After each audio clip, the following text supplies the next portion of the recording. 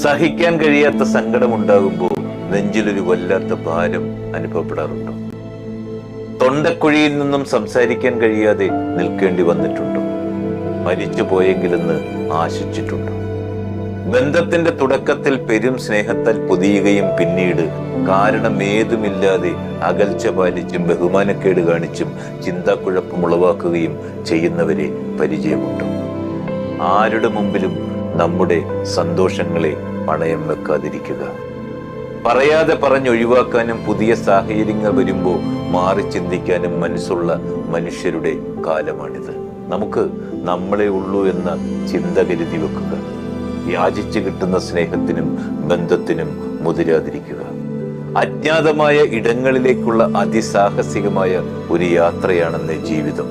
വഴി തെളിക്കുന്നവരെക്കാൾ വഴി മുടക്കുന്നവരാകും ജീവിതത്തിൽ കണ്ടുമുട്ടുന്നതിൽ ഏറെ.